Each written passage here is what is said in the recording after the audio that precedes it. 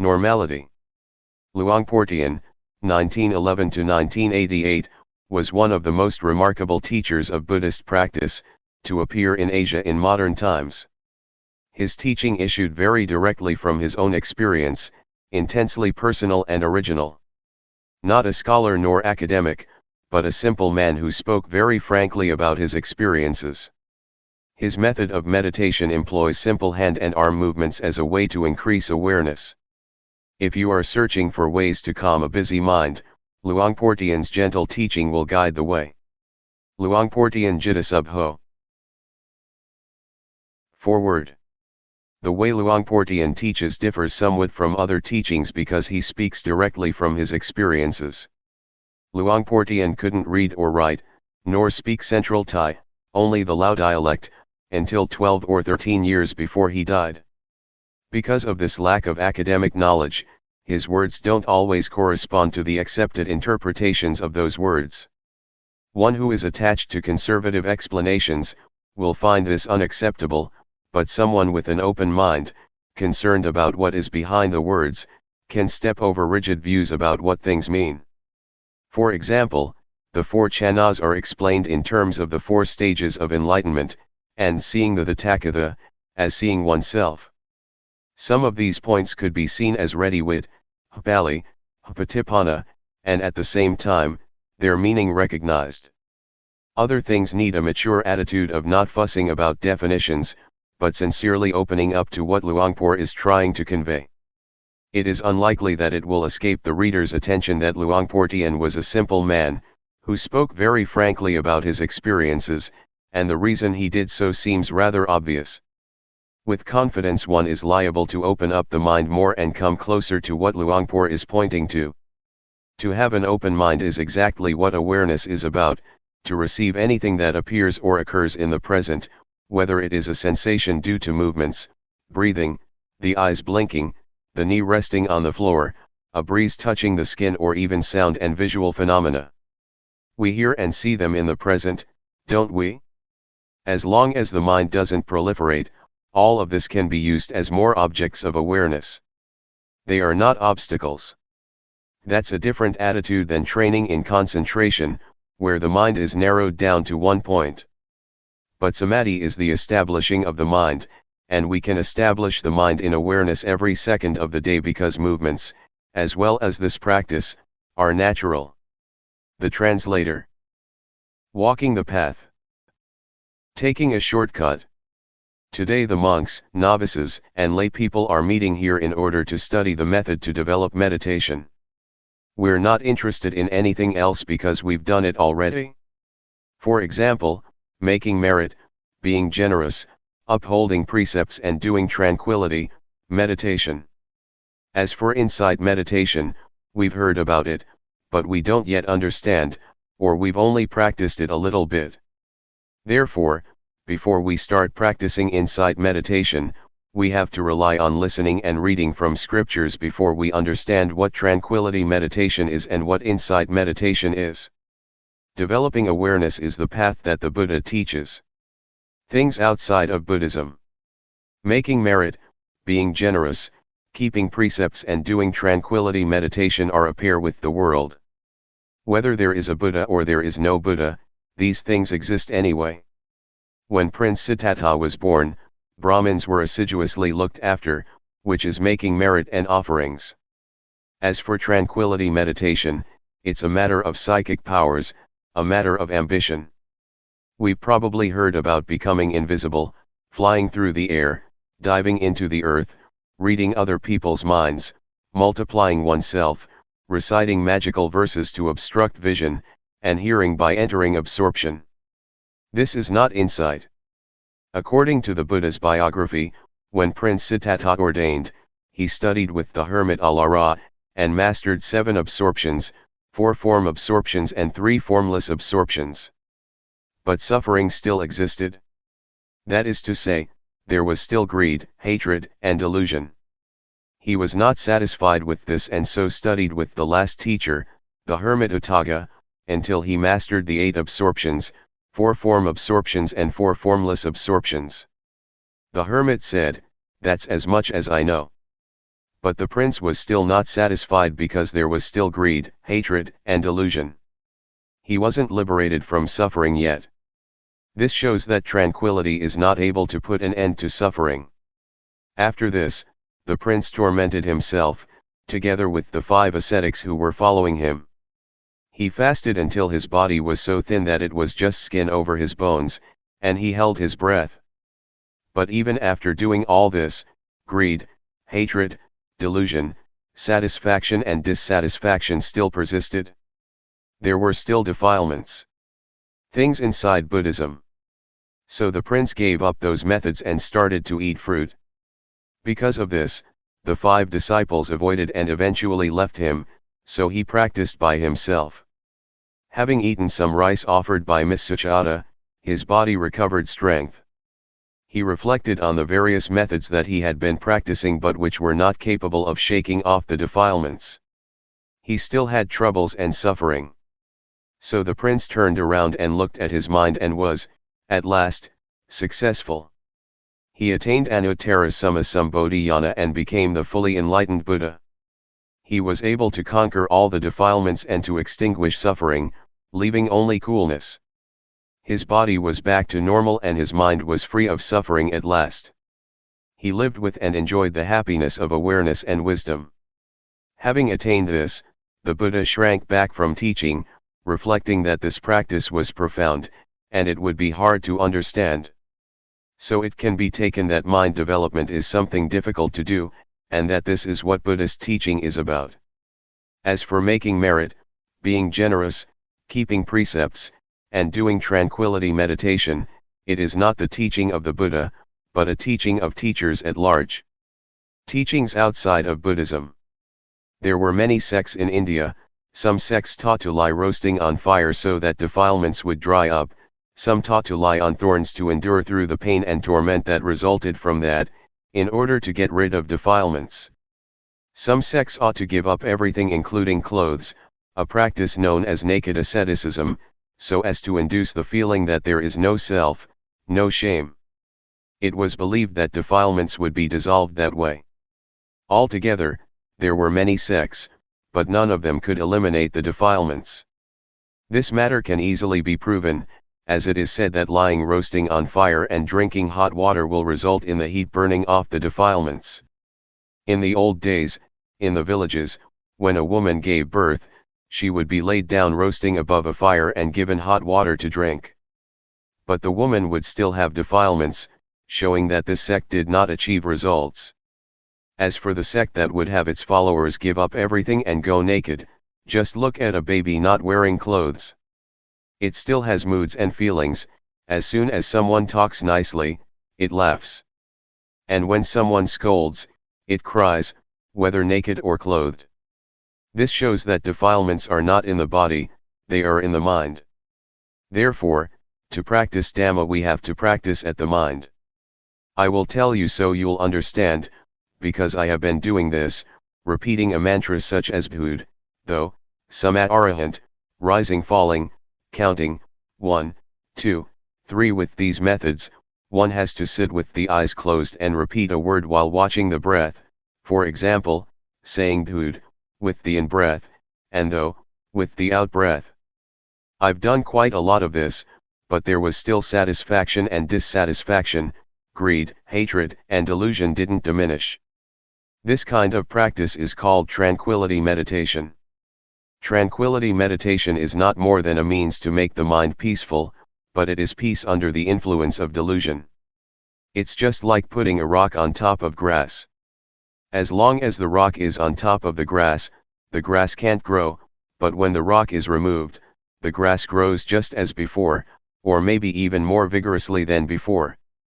It is true that there is no lopa, dosa, and moha when we're sitting alone, with the eyes closed, but as soon as we go back into society, like and dislike are born again.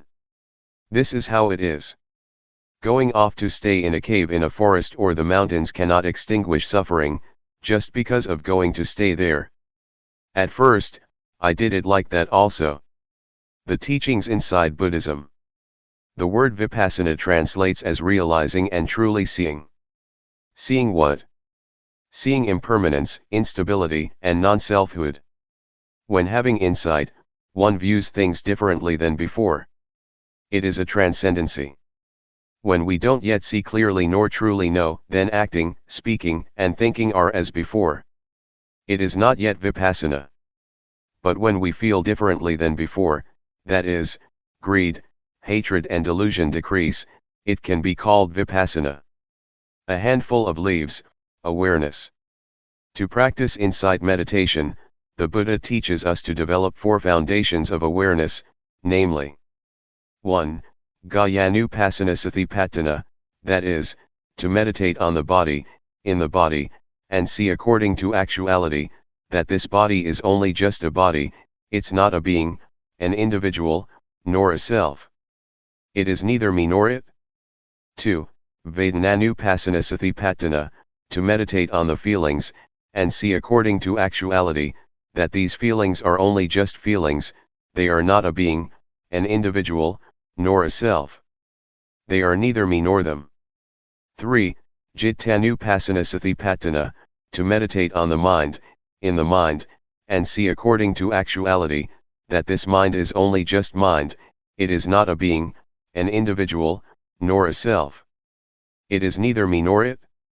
4. Dhammanupasanasatipatthana, to meditate on the mental objects, in the mental objects, and see according to actuality, that these mental objects are only just mental objects. They are not a being, an individual, nor a self.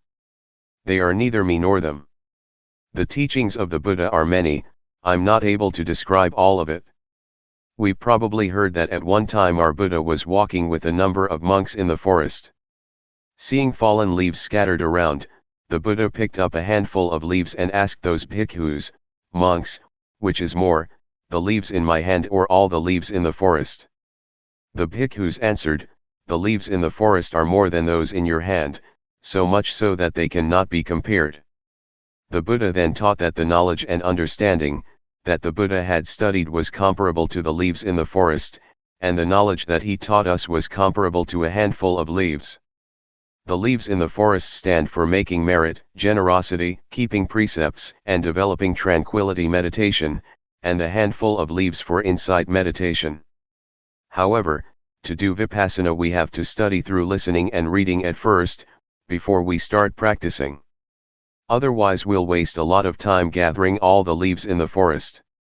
The practice of Vipassana that the Buddha teaches, though developing the 4 Satipatthana, means learning to be aware. The Buddha said that there are 2 things that are of great assistance, namely, first, sati, to recollect or not forget that there is the body, that there are movements, that there are feelings, that there is mind or that there are mental objects. Before doing or thinking anything, know it with awareness.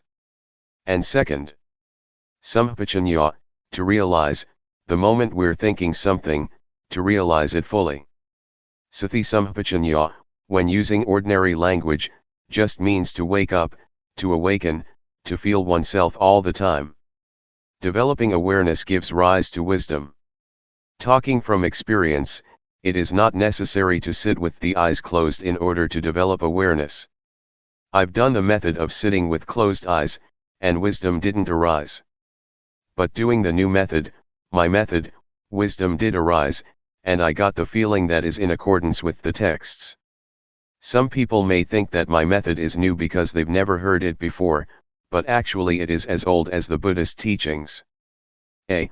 Arouse the body to always feel and be awake. The development of awareness that I'm talking about and have been doing is done as follows. We can either sit down on the floor or on a chair, and it can even be done in the lying or standing position. Catch with your awareness the movements of the hands, Turn the hand up, turn the hand down, raise the hand, lower the hand.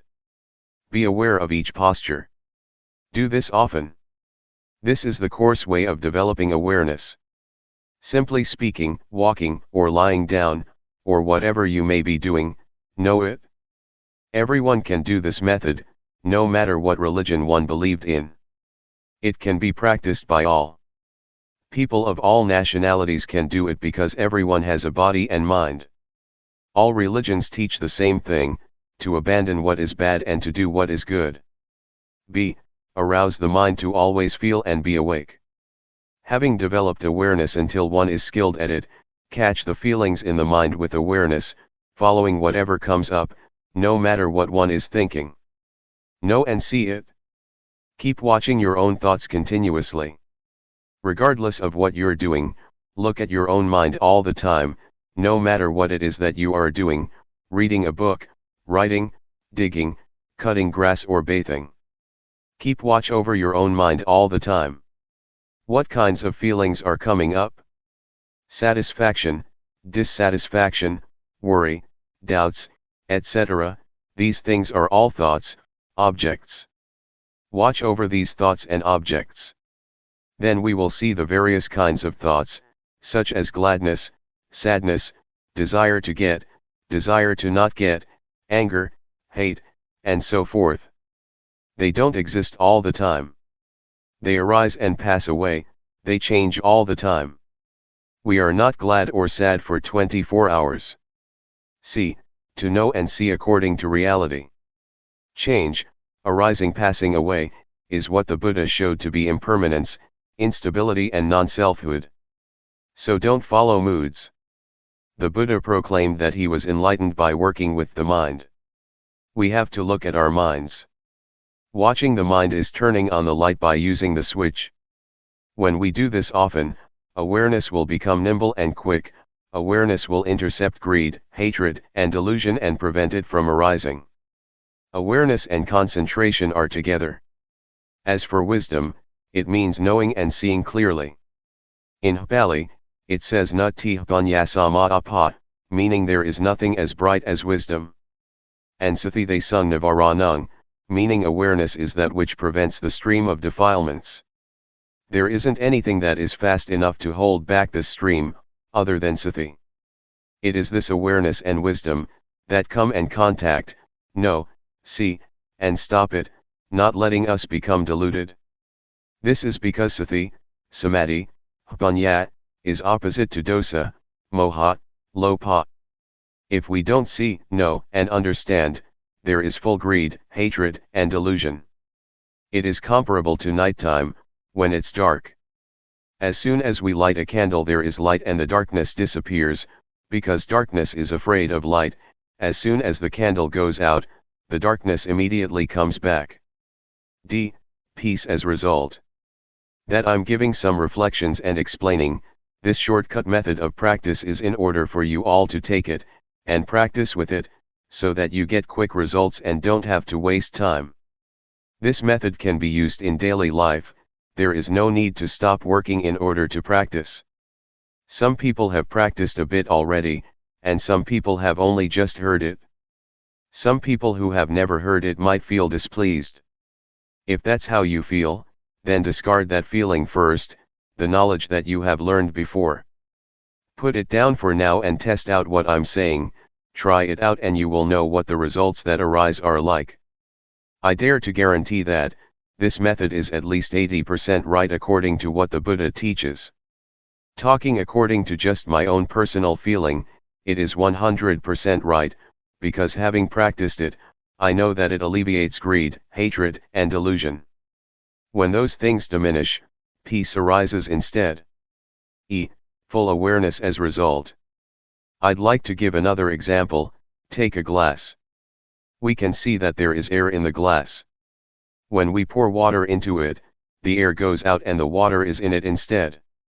Then, when we pour the water out, the air goes back in and replaces the water. This compares with our turning up the hand. We know, we have awareness, Sathi comes to replace not knowing, delusion. Not knowing goes out of our minds. Do it often. Catch the feeling often, in all postures. Sati will increase, and delusion, not knowing, will decrease just as the water replaces air in the glass. Maybe some of you have heard about, or have been taught, to make merit, for example by building a ceremonial hall or temple, and you get merit for this or that many eons. And you've probably heard that, 100 years on earth equals one year in heaven. The angels throw one sesame seed in a pit that is 100 leagues deep. When it is full, that's 1 eon. Other than that, you've probably heard that to once put food into a monk's bowl, you get rewarded for 6 eons, sending a container with food to offer to monks, one gets rewarded for 5 eons, to send food for the midday meal, 5 eons. These things are puzzles, but some people don't understand. If you want to understand, you have to practice, to develop awareness, by turning the hand up and down, feeling it. Before, we would do things without sati, not feeling anything at all. It's comparable to an abyss or pit that is empty, nothing in it, just like in that puzzle. But when training in awareness, catching the movement in all postures, for example, blinking the eyes, sitting and lying down, we are aware, feeling it, knowing it. When doing this, sati increases, just like the sesame seeds that fall in the pit, or abyss that is 100 leagues wide, and 100 leagues deep. The aim of this comparison is that we train a lot in awareness, and that we do it a lot in order to get results, to make sati full, so that we are not negligent or deluded. When we have developed the 4 foundations of awareness, as described earlier, we will have the ability to really contemplate, ponder, and understand the various problems in our minds. Developing awareness in the right way will yield results within 3 years. It says in the scriptures that whoever develops the 4 satipatthana in the right way, and as continuous as links in a chain, will receive one of the following 2 results, at most, within 7 years, medium within months, or as fast as 1 to 15 days to become, 1, an arahant, or 2, an anagami, i.e., one who is nearly fully enlightened, in this very life. As for the way of developing the awareness that I'm talking about, if you really do it, knowledge and understanding will arise, and suffering will diminish, within at most 3 years, medium within 1 year, or as fast as 1 to 90 days. We will know, see, and understand, and our life from then onwards will have happiness and no suffering. To practice like this, we don't have to spend money, we can do it an hour a day, or 5 minutes. Even hearing about it often makes the defilements gradually diminish. Greed, hatred, and delusion are evil, they are suffering. To get angry once is evil and is suffering one time. Evil and darkness are the same. Darkness means not seeing, not knowing, not understanding. Merit and knowledge are the same. When we understand, we are at ease, we don't have suffering and we don't doubt. If the mind is dark, there is suffering and doubt. For example, doubt that we're going to be reborn like this and like that after death. But some people, including myself, who have made merit, been generous, kept precepts and practiced tranquility meditation, still doubt about merit and demerit, about falling into hell or going up to heaven after death. They don't understand at that time. The Buddha teaches that heaven is in the heart, hell is in the mind, and Nibbana also is in the mind. Our grandparents used to tell us this, but we didn't reflect on it, so we didn't understand it. We have to practice and know for ourselves. Studying from scriptures is good, but it cannot solve suffering. Teachers teach that we should let go of greed, hatred, and delusion, but they themselves can't let go of it. Teaching others is easy, but teaching oneself is hard. But this method of mine is not difficult. You don't have to study or learn anything. Being able to read and write or not is of no importance. Everyone can practice, men as well as women, ordained or not ordained. We can all practice. There is only one Dhamma, not many kinds. To say that the Dhamma of a person who keeps 5 precepts is one thing, that the Dhamma of a person who keeps 8 precepts is another thing, The Dhamma of an ordained person is another thing, the Dhamma of a lay person is another thing, the Dhamma of a person who practices insight meditation yet another thing. That is a different matter. That is not what I'm talking about. I say that there is only one Dhamma.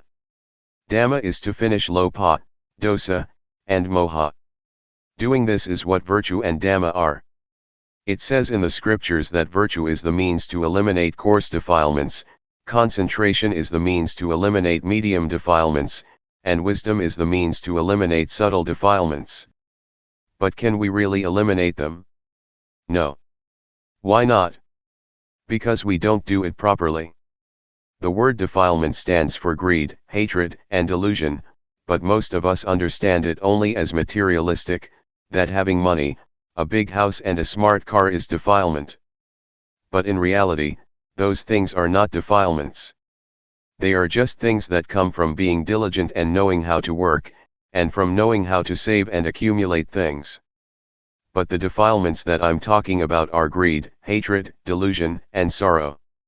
These defilements are not afraid of anyone, not of rich people, not of influential people, not even of monks ordained for a long time, with a title, are they afraid?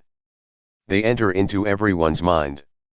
On speaking in another way, we could say that the defilements slap everyone's face.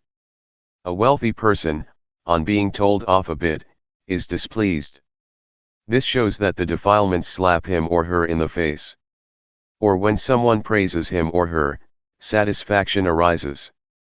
This is the defilements slapping his or her face. These defilements are not afraid of anyone at all. They are only afraid of those who are disciples of the Buddha, they are afraid of those who develop the four foundations of awareness in the right way, they are ashamed, they don't dare to come close, because that person has the eye to see the Dhamma, the wisdom to see clearly. Of the lay people who have come here today, some people are still young, only 20 to 30 years old. If you develop awareness in the right way, within 2 or 3 years you will go beyond suffering, and during the remaining part of your life, you will just have happiness. Even older people 50 or 60 years old, are the same. Until you die your life will only have happiness. And when you die without suffering.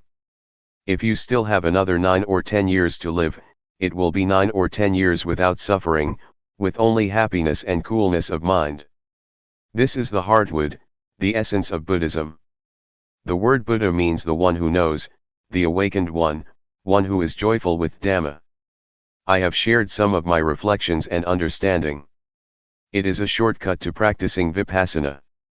It is instantaneous.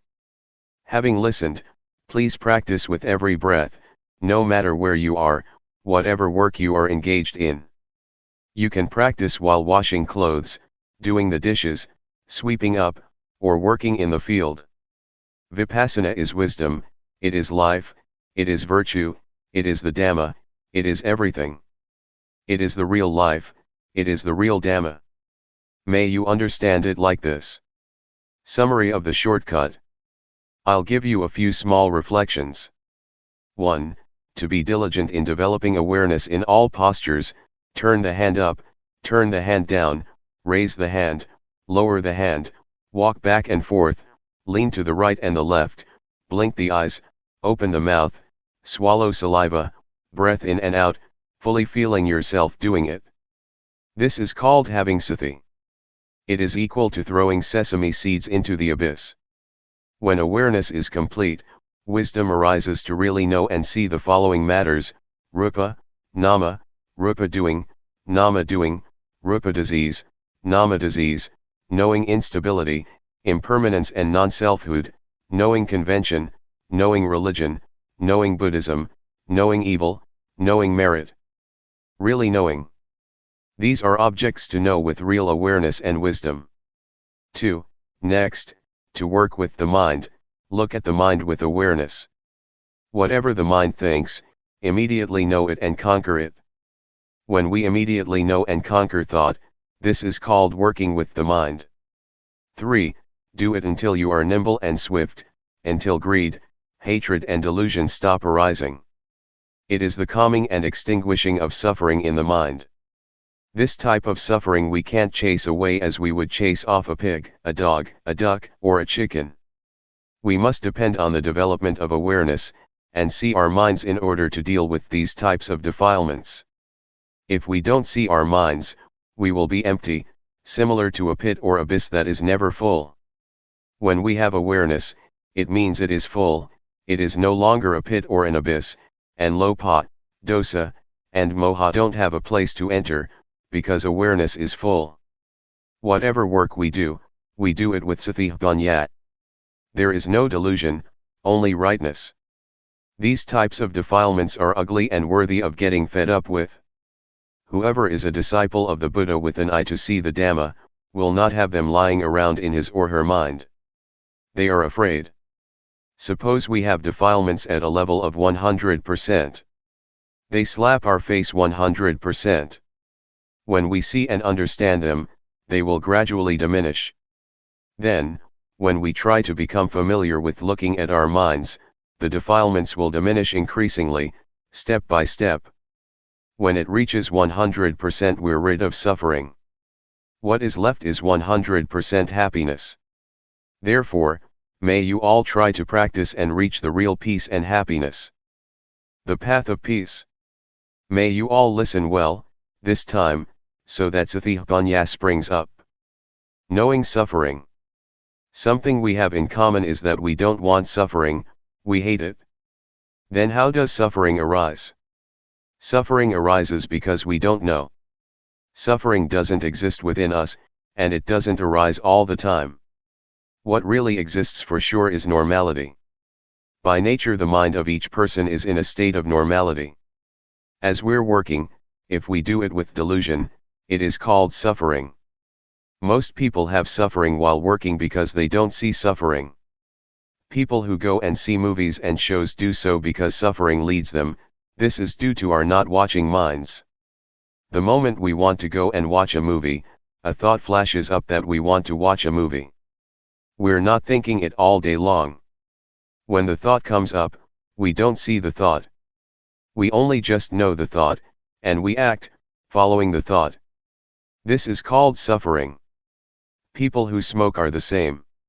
Sometimes they don't even think to smoke but simply follow their moods. They take a cigarette to smoke because they think it is happiness, but actually it is suffering that compels them to do it. Suffering stinks. As to this word suffering, the Buddha sometimes calls it suffering, sometimes defilement, sometimes stench. When talking about suffering or defilements, one notes that it has an ugly smell to it, according to Buddhism. Suffering is something dirty and it stinks, nobody wants it. As soon as the body dies, it starts to rot and stink. But we can still wash and clean it. Excrement is something that stinks, and we detest it.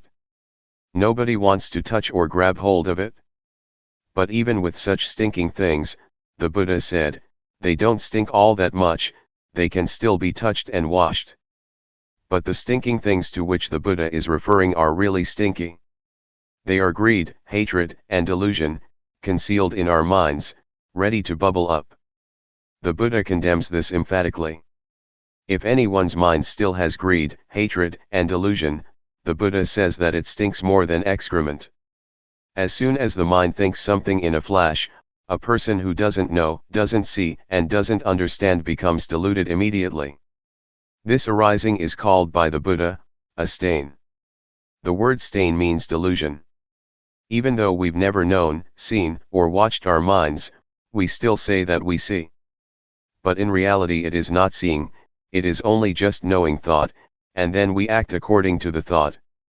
When we say to see, it should mean that we see defilements. That is, we see that either there is greed, hatred, or delusion mixed up in thought, or there is not. To see like this, we have to practice Dhamma first. Practicing Dhamma. Vipassana. In practicing Dhamma, even though one may practice various methods for a long time, if one doesn't perceive that point where the mind is manifesting, one still doesn't understand. One still doesn't understand the main principle of practice according to the teachings of the Buddha. The Buddha said that he was enlightened because he worked with the mind, practiced with the mind. but most of us just make merit and give offerings in order to chase off suffering. We haven't yet practiced by following the Buddha style. The Buddha once taught that the results of making merit 100 or 1,000 times are less than is gained by keeping the precepts even once. The results of keeping precepts 100 or 1,000 times are less than making the mind peaceful through practicing tranquility meditation once, and the results of making the mind peaceful through practicing tranquility meditation 100 or 1,000 times are less than practicing insight meditation once. What does insight mean? Insight means to clearly and truly see in a way that is different from one's original way of seeing. Different because the original way of seeing is a state that doesn't know, see, and understand clearly. Briefly stated, the mind is muddled up. Doing Vipassana means to be aware. Being aware is very fruitful. The Buddha practiced Dhamma through being aware, and so became enlightened. Peace. Most of us understand that in order to be an arahant, we have to do tranquility meditation and make the mind peaceful. In reality, there are two kinds of peace, namely, peace that is like being inside a cave, and peace that is like being outside a cave.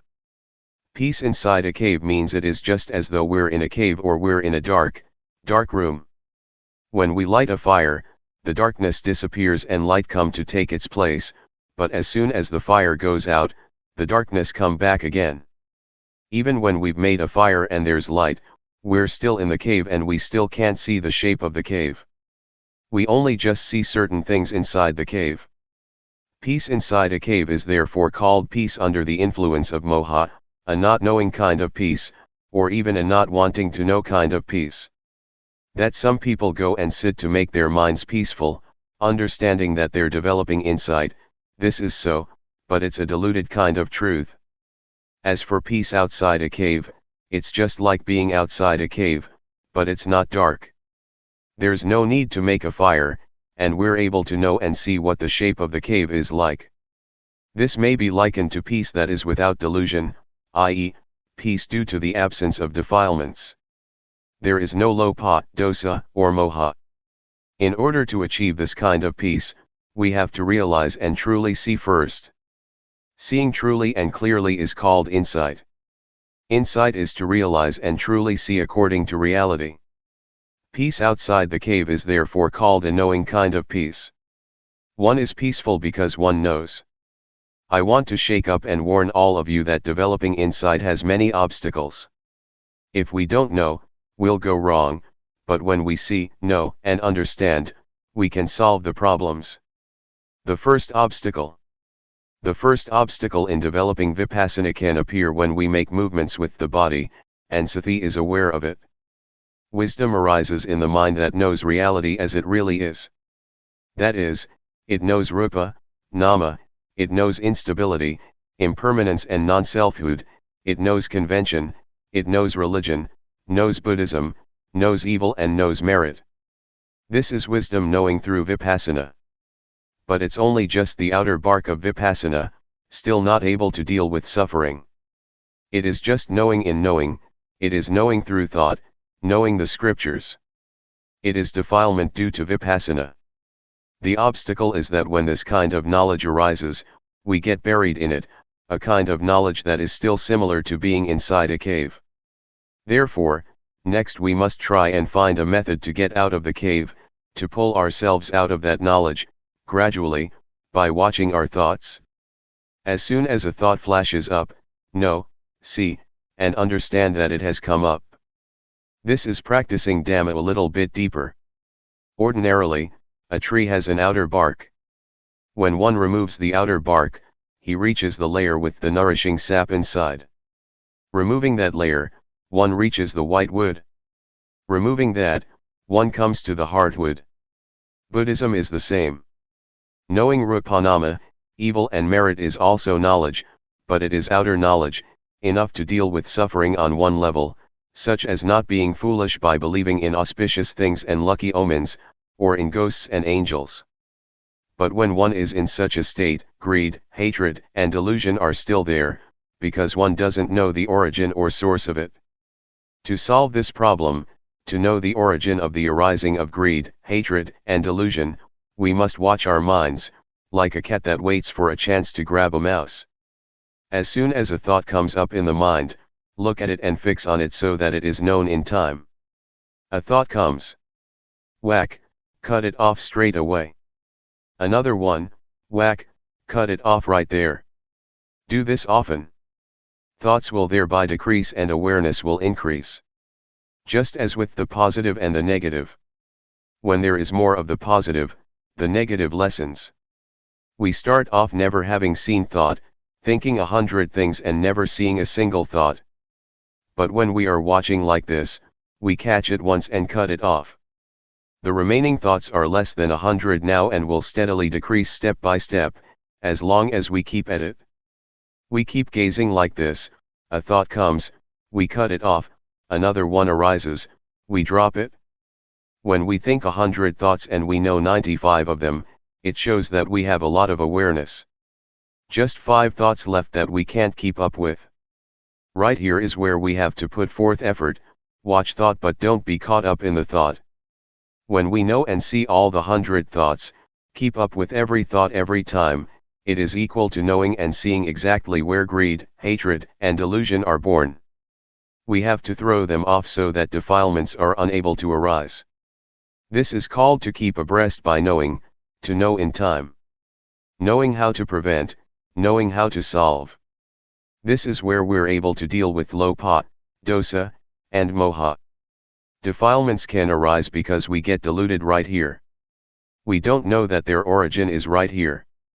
This refers even to someone who goes to the monastery to listen to talks, who makes offerings, who keeps precepts and develops both tranquility and insight meditation. If that person has still never seen his or her own thoughts, then that person is still far from the truth taught by the Buddha. Contrariwise, even if a person has never gone to a monastery to listen to the Dhamma, has never made offerings or kept precepts, but is always aware of what his or her mind is thinking, that person equals with knowing. He keeps abreast of thoughts, knows how to prevent, knows how to solve and knows how to conquer every time. That person is close to the truth, the Dhamma taught by the Buddha. Have you ever heard of the Buddha having taught that the Dhamma exists already?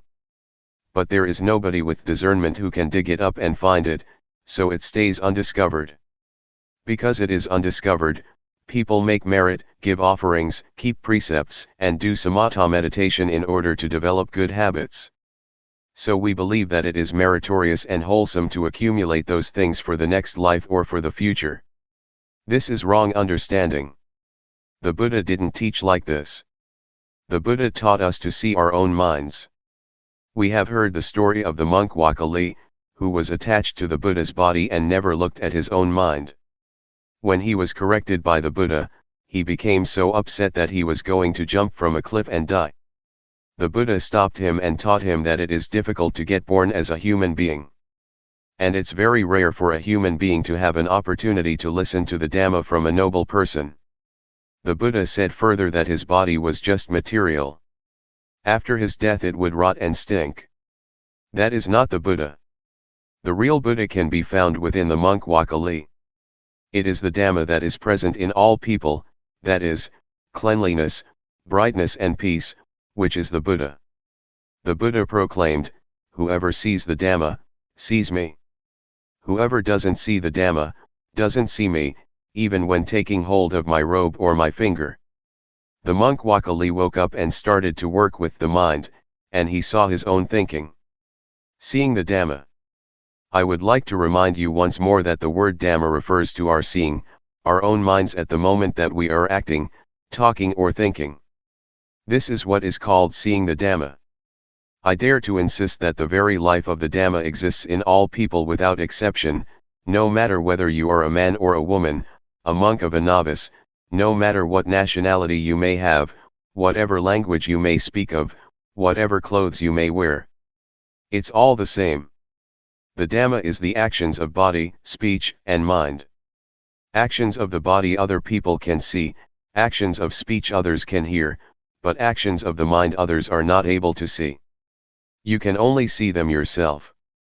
For this reason, the monk Wakali felt at ease viewing it like this.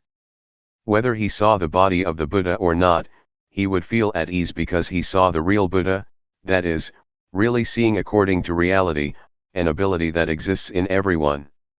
The Buddha once described seeing in this way, with flowers, black, red, white, or whatever color, they are all ready to bloom when touched by sunshine. That I'm giving you these reflections right now is the same. Anyone can apply them in daily life, whether man or woman, whatever clothes he or she may be wearing, whatever religion is upheld. It can be used by everyone in the same way, because we all have a body and mind. When one sees one's own mind at the moment that it thinks, this indicates that one sees one's own mind at the origin or source of thought. The Buddha points to thought, which must be watched with awareness, as one must not get caught up in the thoughts. Whoever sees this, he or she is called by the Buddha a flower that is ready to bloom when the sun shines. The word sunshine refers to the teachings of the Buddha that direct us to practice with the mind. Whatever work you do, control your thoughts with awareness. Some people don't do it yet, because they're not interested. But when we are interested, when we are suffering, we must be ready to do it. There are 84,000 teachings in Buddhism. They are not for reciting and for performing ceremonies. That was not the Buddha's intention. The Buddha's teachings have nothing at all to do with superstition. They are to be practiced only in order to solve the suffering of the mind. Some people might agree that without ceremonies and rituals Buddhism can't extinguish suffering. This fails to understand the meaning in the right way. We've heard that in the time of the Buddha, when he would expound the Dhamma to people, there were many people, who would open the eye to see the Dhamma and enter the stream of Nibbana, from the first stage of enlightenment upwards by the time the discourse was finished. They didn't have to perform rites and rituals other than working with the mind, as the Buddha indicated.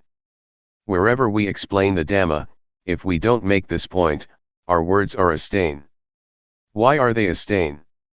They are a stain because we don't indicate the way that people who are interested in the Dhamma must practice, in order to free oneself from suffering and defilements. And they are a stain because we thereby abandon these effective teachings. Therefore, may you all try to understand this point without fail. If we don't practice according to this important teaching, then we fail to understand the teaching of the Buddha. The second obstacle. The second obstacle in developing insight is that when we begin to understand and see this point, we are able to destroy greed, hatred, and delusion to some extent, but at the same time, joy is lying concealed within it. The Buddha says this is still not right. Joy is darkness, but it is white darkness. Joy is due to our satisfaction and pride that we can do it. White darkness is frightening because it is hard to see. Black darkness is easy to see because it is dark. Being caught up in joy is to see wrong as right, because as soon as we can destroy some defilements, we don't watch at the point where the defilements are destroyed, but we get sucked into the point where joy arises. Therefore joy is an obstacle in attaining higher stages to Nibbana. Being caught up in joy is equal to being caught up in thinking. A thought comes up and we get caught up in the thought, so we don't see the thought. When we get caught up in joy, we don't see joy, and we're just content with joy. Because of this, the Buddha teaches us to pull ourselves out of the thought that we're thinking, to stand outside of it. Then we will see our thoughts. People who still don't know and see their thoughts say just the same, that they know thought. But in reality they don't understand that thoughts come up continuously, and they get caught up in them. Those who have joy or are attached to the peace of tranquility meditation are the same. They are caught up in peacefulness, don't know that peace is delusion, and thus get caught up in peace. It is comparable to someone who doesn't know how to turn on the light. He or she turns the light bulb. No light appears. The person who pulls him or herself out of thought, and knows and sees thoughts, may be compared to someone who knows how to turn on the light. That person turns on the switch and light does appear. So we have to know the origin of thought and come to an understanding with these little thoughts of ours. Then we will have as much ability as an electric light in brightening the interior of the mind, just as one correctly turns on the light with the switch. When we're looking at our minds, there is no greed, hatred, and delusion. But the moment that we're not looking and lose awareness, greed, hatred, and delusion can come back, and we can get caught up in them. It's just like a car driving along the road. At the place where the car passes there is a wind blowing behind it, leaves and dust flap and flutter at the back of the car. Thoughts of greed, hatred, and delusion flash up for a moment, and we follow them. How can we still say that we know thought? In reality we don't see thought, but we get caught up in it. The Buddha teaches that whoever doesn't see one's own thoughts is a heedless person. Heedlessness is poison to one's life, it's like being dead.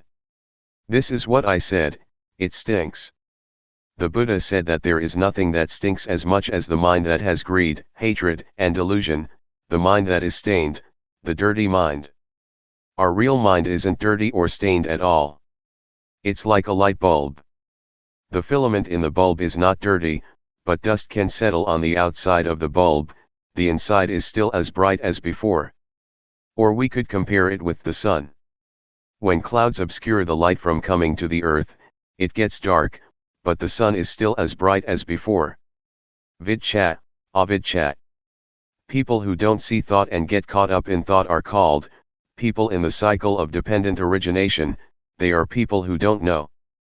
We've probably heard this, avidchat is the condition for formation to arise, formations are the condition for the birth of consciousness, consciousness conditions mentality materiality, mentality materiality conditions the six senses, the six senses condition contact, contact conditions feeling, feeling conditions craving, craving conditions clinging, clinging conditions being, being conditions birth, and birth conditions old age, death, and suffering.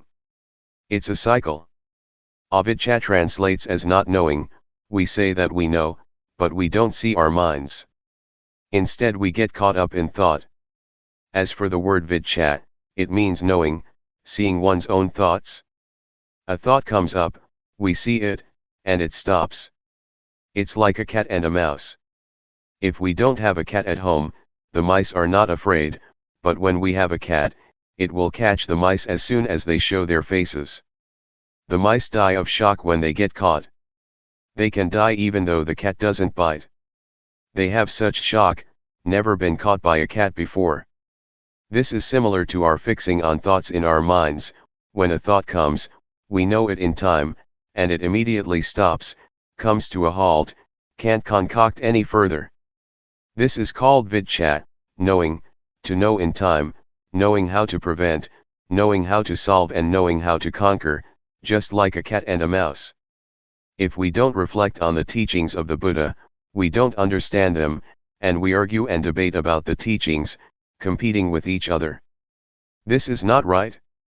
Someone who has studied the teaching, and employs that knowledge as a tool for killing defilement, or dealing with suffering is doing it right, according to the Buddha's intention. These days, we study the Buddhist scriptures until we have degrees, up to the 9th level. Some may look at their own thoughts, but some never watch their minds at all.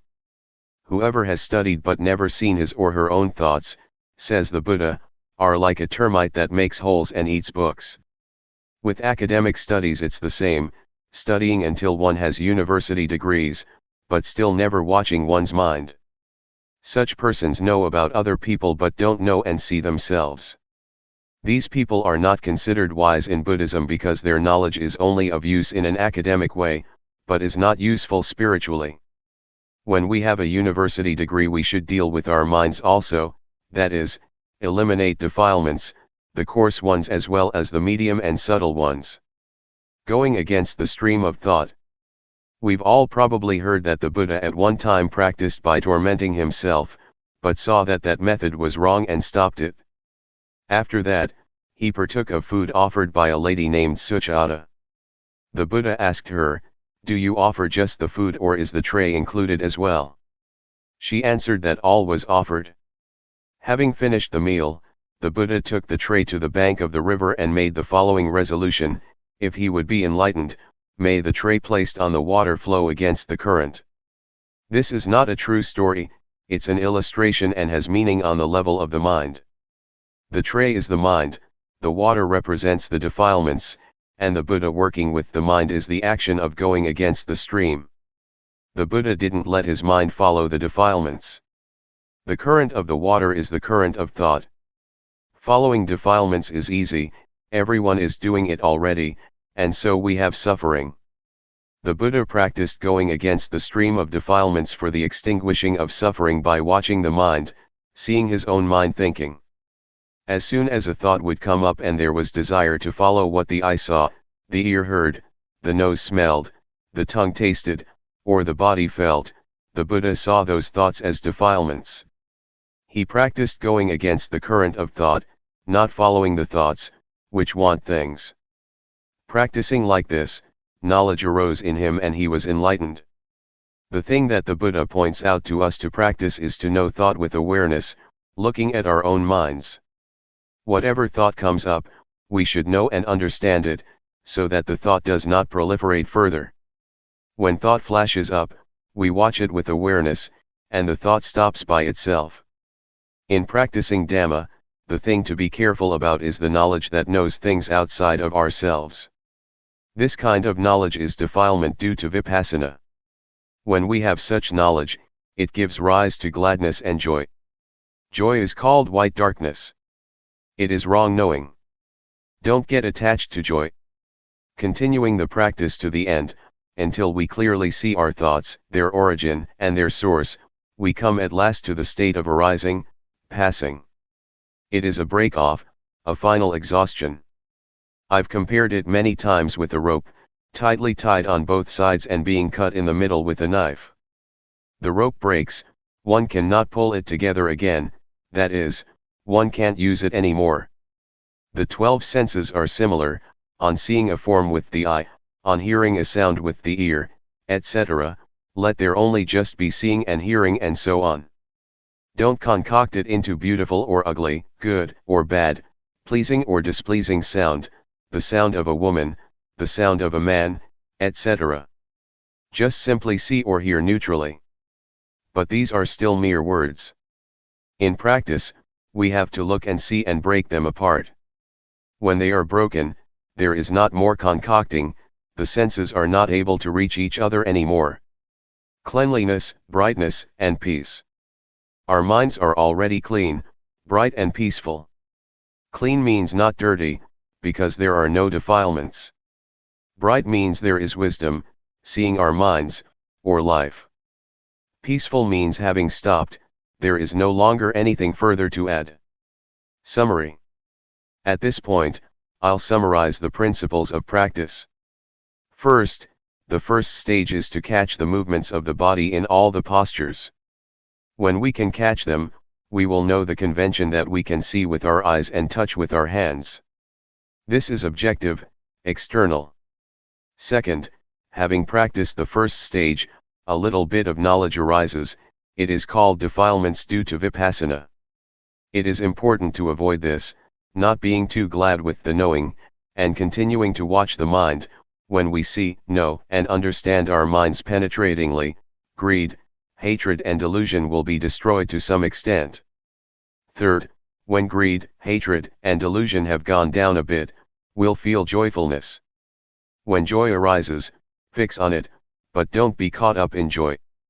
We have to pull ourselves out of it. Keep watching the mind. At this stage, wisdom knowledge will appear that destroys or diminishes clinging and grasping. Fourth, when attachment has decreased, one will see, know, and understand normality. The body is normal, speech is normal, and the mind is normal. This normality is called virtue concentration wisdom. Fifth, when seeing the state of arising passing, if one doesn't understand it, one will hold an abnormal view, but if one is fully aware, practice reaches its end. Therefore, I encourage you to try to practice until you meet with your own thoughts and are able to pull yourself out of them. Stages of practice. Determine to listen well, all lay people and monastic friends. When you determine to pay attention, you'll be able to remember. It is called knowing through memory and comprehension. From that, we study or practice to realize and truly know, or we have knowledge coming from our own vision and experience. Most people don't yet know and understand from studying and practicing, they only know how to make merit, to be generous, to keep precepts and to do tranquility meditation. But when it comes to more profound matters, that is to say, how to develop insight meditation, there are really very few people who know and understand it. With Vipassana it is usually a specific case, a specific individual, who knows and teaches it. Because of this, people are lazy and don't want to practice. As far as practice goes, they only know tranquility meditation, which they think is the same as doing Vipassana. This is because they still don't realize and really know. Their knowledge comes only through memory and comprehension. So, we make ourselves peaceful, but we don't understand clearly that there are two kinds of peace, namely peace under the influence of delusion, and peace due to awareness and wisdom. The path that is not a path. When we create the cause by meditating, the mind becomes peaceful as a result. For example, we recite the word Buddho. I used to do this, inhaling, Bud, exhaling, Tho. While doing walking meditation one recites Buddho with every step, walking in accordance with the breathing. These things create peace because it is done slowly. After that, I met a teacher from the north named Sao, who told me that one cannot climb a tree from the top, that one has to start at the roots. He taught me to count 1, 2, 3, until 10, and back again 10, 9, 8, until 1. He said this is beginning at the beginning. This is another way of following the breath, inhaling say 1. Exhaling say 2, etc., the only difference being the words you use. Experiences in practice by monk disciples. Luangpor Teean Su 1 No. Wat Pa Sukatho, Gangkro District, Chayapam Province. Practicing Dhamma with Luangpor Teean. In 1965, a meditation center at the Budayan Forest, in Lae Province, was renowned. Everyone knew that Luangpor Teean had established it. It was said that people who studied and practiced there would realize and really see the truth. There would be no more doubt about death and rebirth, about heaven and hell, about path and fruit, attainments. Some people persuaded me to take a look at it, because at that time I was trying hard with the Buddho meditation method to get peaceful, which I was reasonably successful at, but I still had doubts about death and rebirth, heaven and hell, path, fruit and nibbana. This made me think of Luangpor Teean all the time. I kept looking for a chance to meet him. Before Luangpor Buntum, who is a relative of mine, ordained, we had talked together about meditation. When he ordained, he went to practice with Luangpor Teean, beginning on 1966. At that time, I hadn't ordained yet. I had the opportunity to practice the Dhamma with him at the Budayan Forest in Lae. He taught the rhythmic meditation and walking meditation. At that time, I didn't like the rhythmic meditation very much. I was used to practicing Buddho, to sit still, and I was able to make the mind peaceful quickly. But Luangpor taught not to go for peacefulness. He taught to be aware all the time, to know the movements while doing the rhythmic meditation and not to get caught up in peacefulness. It was opposite to the method that I had been doing. Sometimes, I didn't feel like doing it. There was lots of resistance in the mind. Luangpor explained and showed me how to do it. The things he would talk about, his knowledge, I didn't have yet, I couldn't do it yet. Luangpor said to throw away my knowledge and my way of practicing, this produced misgivings. Sometimes he talked in a challenging way, saying, "How much money did you get a month, when you were working?" I answered, "At least 1,000 baht." "All right," said Luangpor Teean, "you come here to practice Dhamma, to do the rhythmic meditation and to do walking meditation in order to be aware. If you don't get any knowledge, if there is no change in your mind, different from before, I will give you 1,000 baht as compensation. But you have to really practice and follow my instructions completely." That's what he said to me. Maybe he saw that I had a lot of views. In the end I decided to do it. I had come already and I'd try it out. I tried to go against my original feeling. I determined to practice the rhythmic meditation to give rise to sati sampajanya. When one builds up awareness, awareness is what one gets. I practiced continuously. When thought would arise, I would be aware of it and come back to the dynamic meditation. When peace arose, I would be aware of it, I wouldn't be caught up in the peacefulness. I knew the body and mind more clearly. There was more sati sampajanya. I could keep up with the movements of the body and I could keep up with the mind thinking. Wisdom knowledge arose, I knew rupanama, I knew the body and the mind according to reality, in levels within the basic stage of materiality mentality. There was a shift in the mind, different from before. Doubt disappeared. I understood the difference between tranquility meditation and insight meditation. About 60% of my suffering was gone. I felt very confident in Luangpor Teean's teaching. My previous knowledge just melted away. I used to study magic and superstition. I saw that that was just convention. The rites and rituals that I used to perform I could give up, just like that. I felt confident in what I was doing. I understood what merit and evil are. I understood about heaven and hell. I understood religion and Buddhism. It was as if I was carrying 100 kilos and 60 kilos dropped off me when wisdom knowledge arose. Practicing only that much and I felt so much lighter. What would happen if I were to practice some more? I really had a lot of confidence in this method of using movements in order to develop awareness.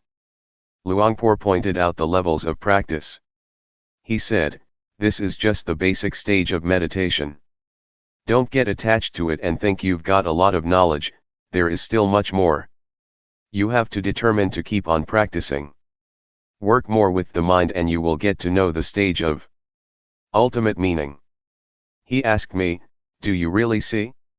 Do you believe me, or do you believe yourself? I answered, I believe myself. Luangpor was clever.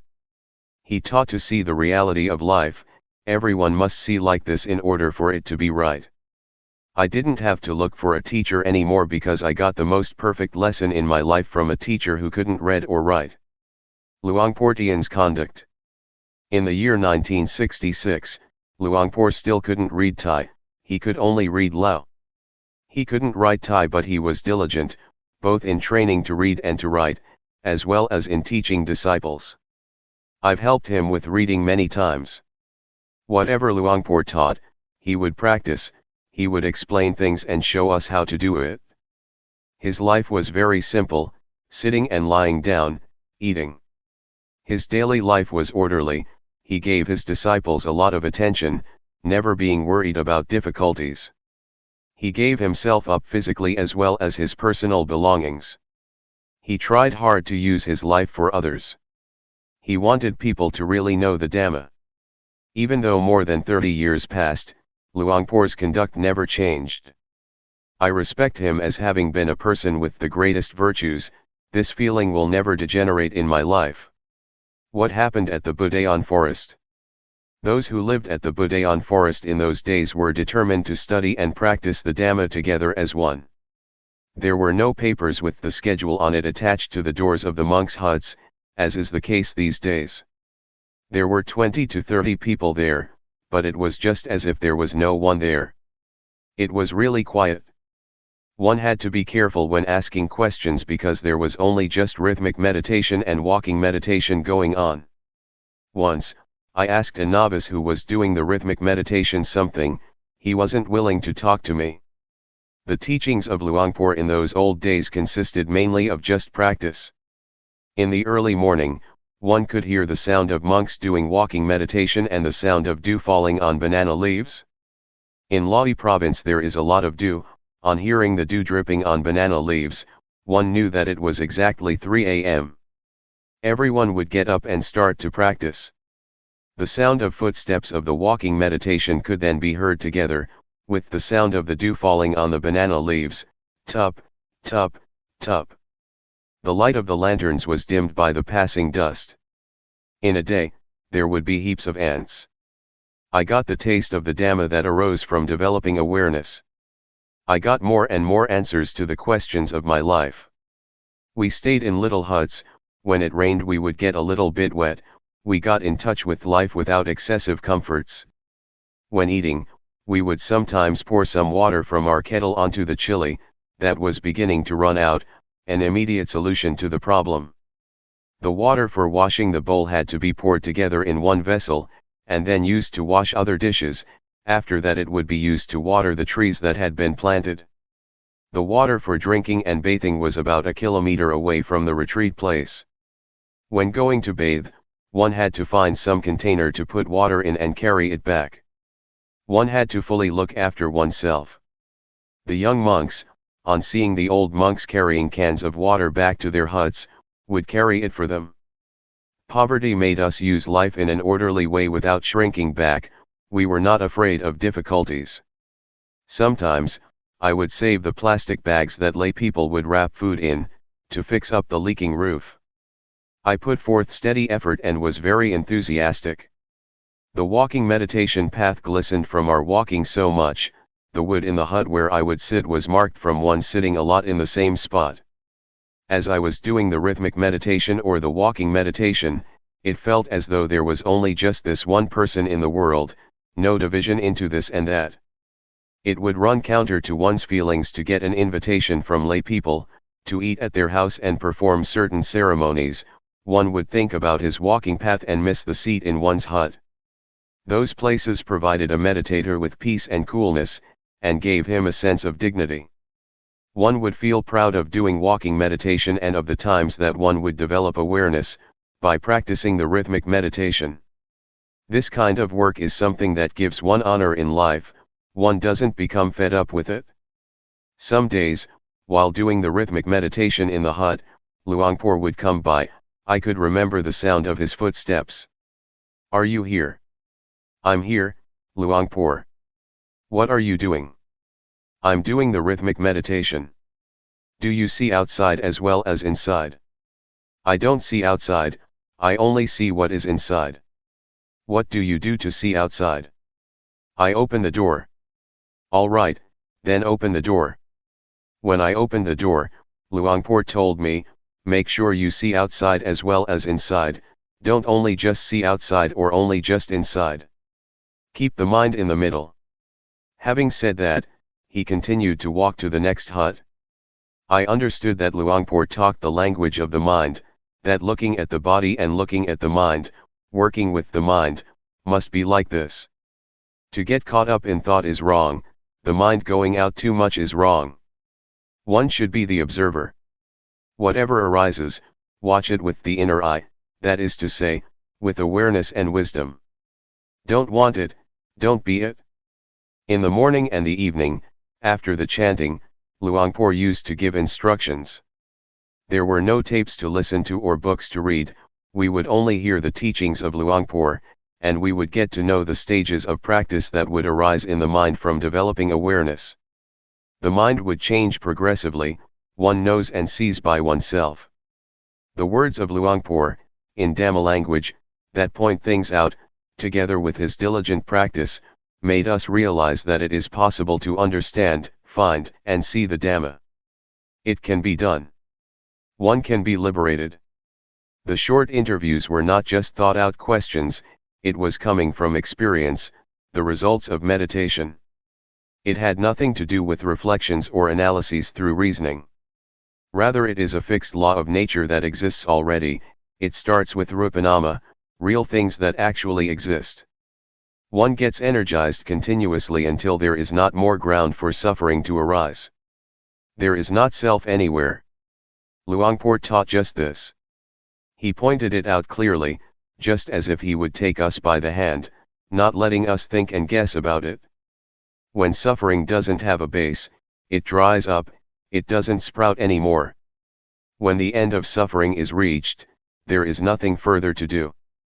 It is called according to reality, the remainder-less extinction of Namarupa. I'm not sure whether this is in the scriptures or not, I'm talking according to actuality. It cannot be termed otherwise. Luangpor's teachings pointed this out crystal clear. It's not that he just taught in order for us to understand intellectually. He taught to be, for example, a leech that sucks out blood. We didn't see it before, but when conditions are such that it drops off, we see it and we feel disgusted. But when the leech was stuck to us, we didn't know. This is similar to defilements in the mind. We give them the free hand as long as we don't know and understand. When we know, see, and understand them, they slip off. We feel in the same way as with the leech. When we are disgusted, we know, and then there is no need to ask anyone. Our lives come to an end at this point. We begin to study and practice the Dhamma with the form of rhythmic movements and walking meditation, developing awareness. I don't know whether other forms or methods are like this, also. I hold to this principle of developing awareness, using movements. Luangpor is my teacher. Whether this method can be found in the scriptures or not, may those who are intelligent reflect on it by themselves. What I've been writing so far is only just a small part, there is still much more, but it is not appropriate to say too much at this time. I guarantee that one day, if you have time to do the rhythmic meditation and develop awareness through walking meditation, looking at the bodily movements and the thoughts in the mind, knowing them in time, able to chase and catch them, your existing problems and condition will confess and surrender because there is evidence. Those things will no longer harm you. You will become free. Life will be deathless, beyond birth, old age, sickness and death. The teachings of Luangpor spread gradually and continuously, until they reached the capital and went abroad. As long as there are human beings on this planet, of whatever nationality, if one studies one will find it just the same. I invite you to go ahead and study, whether you can read and write or not is not important. When Luangpor was very sick, he still kept teaching. He really dedicated his life to others. At the time that Luangpor had not yet ordained, he tried his best to let everyone see what he had discovered. I have spent a rains retreat at his home village. The old people there, as well as the young, told me about it. Not only that, but I've seen small well-built huts, 20 or 30 of them, built with his own money, so that people could practice. Also the food, which he would take care of by himself. When Luangpor was still a layman, he was rich and held a good position. He was an important trader in Chiang Khon district, Lae province. He had a big steamboat to take goods along the Mekong River.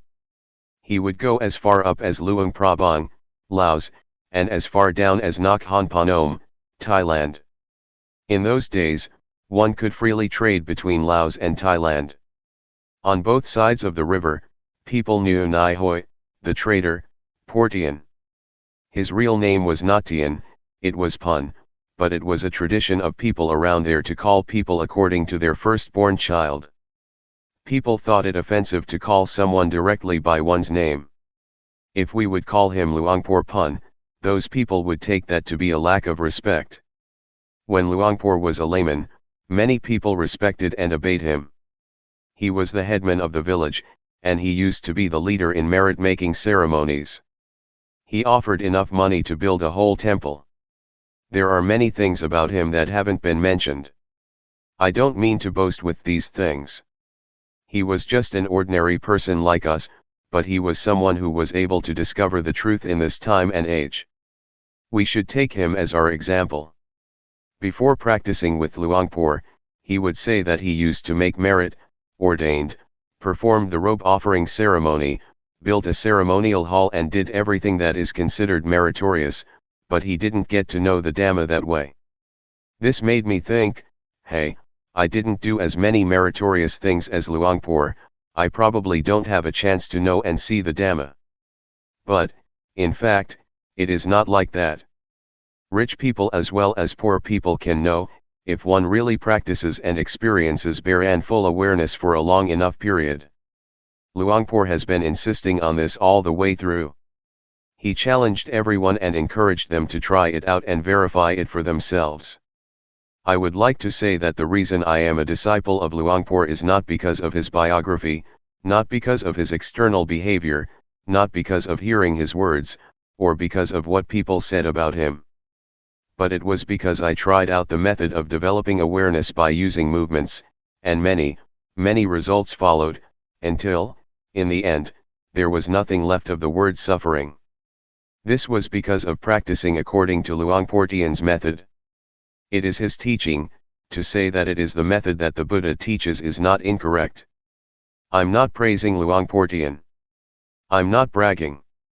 I'm talking about what is practical, what is possible, what can be done in this lifetime. One doesn't have to wait for death, everyone can do it, can have it, can be it. Luangpor Teean is my teacher. I have followed everything he taught me, rhythmic and walking meditation, in order to generate awareness, to see the movements of the body with awareness, and to see thoughts in the mind with awareness, and to be the watcher of these two natural phenomena. Awareness and realization are the inner eye, they are the witness to the body and the mind, until one sees these two natural phenomena, and one gets the insight that they are only just material and mental things. They are not any self, they are just nature. Having seen it, one really knows that they are just rupa and nama, one knows how to deal with them and the problem is finished. One is beyond them. Next, Luangpor teaches to look at the suffering that is associated with rupa and nama. We look at materiality first, which is rupa dhamma. When we look at it with awareness, we see that it is a heap or a mass of suffering. We breathe to relieve suffering, we eat to extinguish suffering. When standing, sitting, walking and lying down we change position in order not to have suffering. Then, we see rupa disease. We must find a way to solve sickness and pain. The suffering of the body can only be remedied, it cannot be abandoned. If there is no remedy, that's the end of it, that is what rupa dhamma is like. As for nama dhamma, it can be realized. We watch the states of the mind, just as if we're sitting in a room that has windows, whatever arises, we see immediately. Originally the mind is in a state of normality, but objects come floating in, they are like guests. One sees gladness and sadness. One sees the mind that loves, gets angry, has greed and is deluded.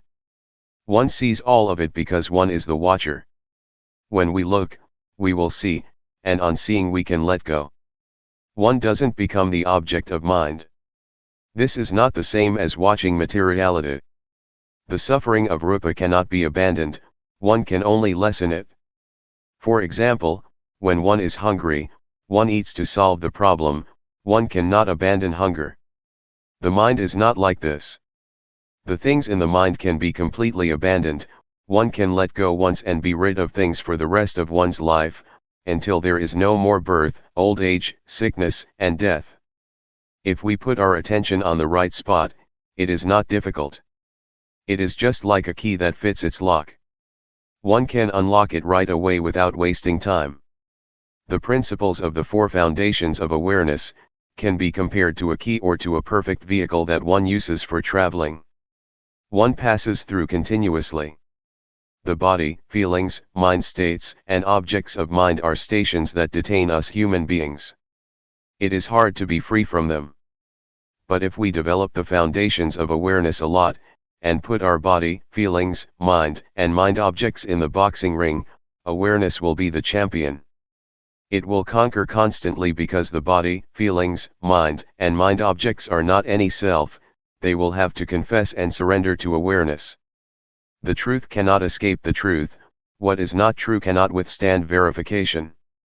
The principles of the four foundations of awareness compare with a just judge who upholds uprightness. They charge suffering, the ego, the self, like, dislike, gladness, sadness, defilements, craving, being caught up in things, the sense of me. These things cannot arise. One could say that the foundations of awareness are the contraceptive medicine to control the birth of suffering. Suffering cannot establish itself, because one sees from the beginning that there is only rupa and nama. When one sees from the start that there are only just rupa dhamma and nama dhamma, this immediately affects suffering. It is shaken. This matter is about ending suffering, it is about peace, it is about the remainder-less extinction of all suffering. Luangpor Teean Apa Garo. Watsanam Nai, Bongrua District, Nuntaburi Province. The experience of meeting Luangpor Teean. I am a monk from out in the country.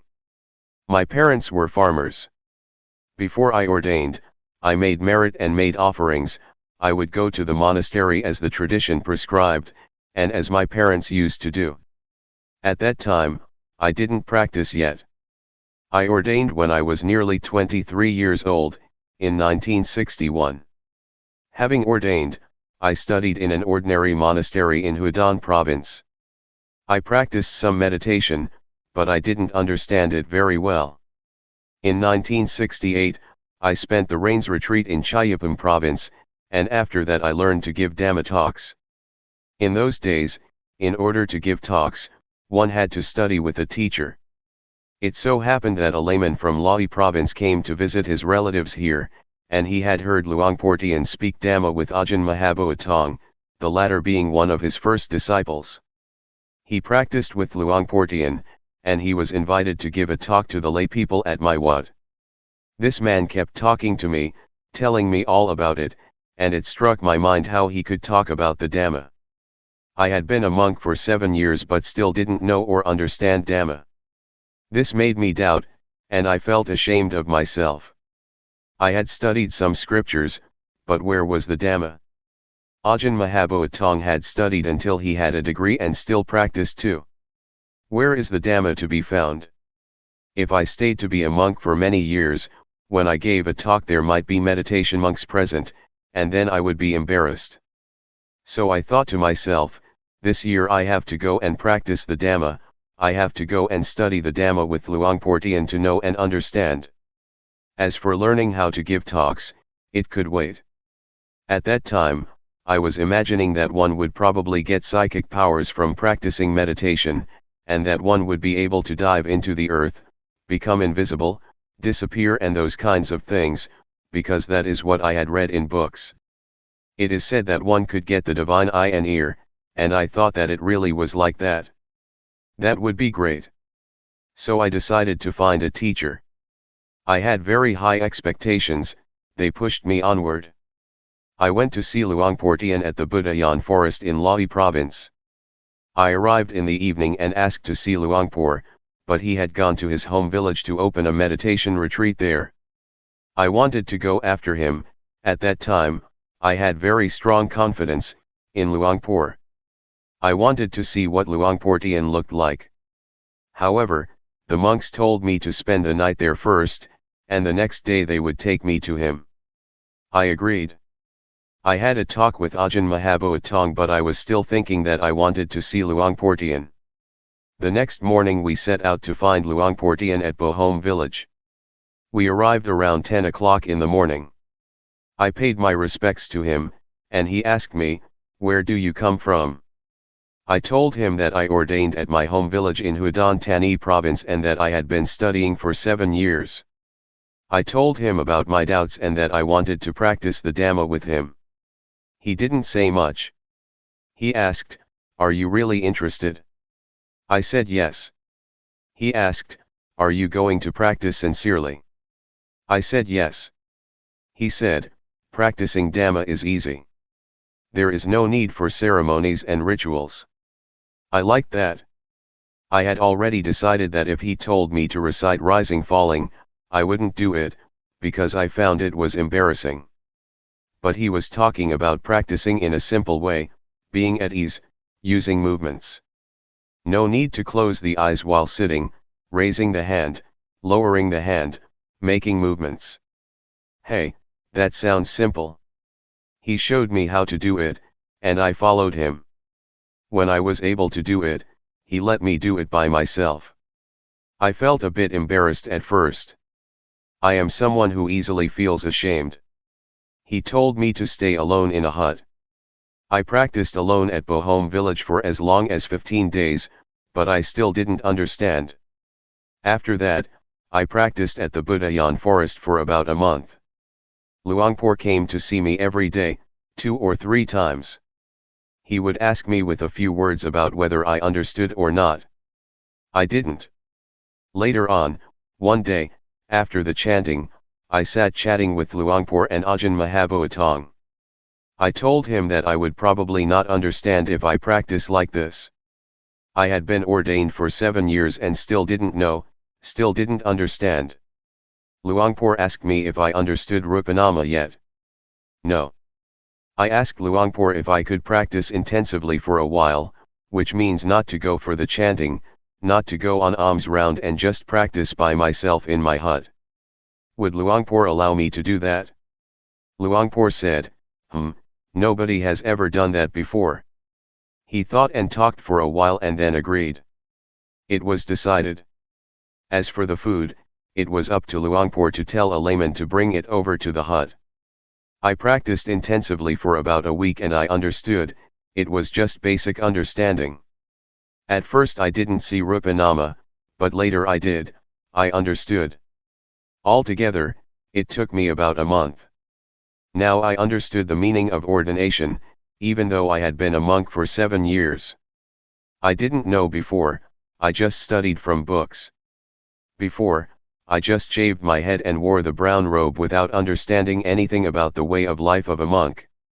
Understanding arose as I was doing the rhythmic meditation, raising the hand, I was aware and knowledge arose.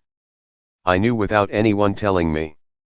What I knew, I had never heard and had never read in any book. Knowledge and understanding arose by itself.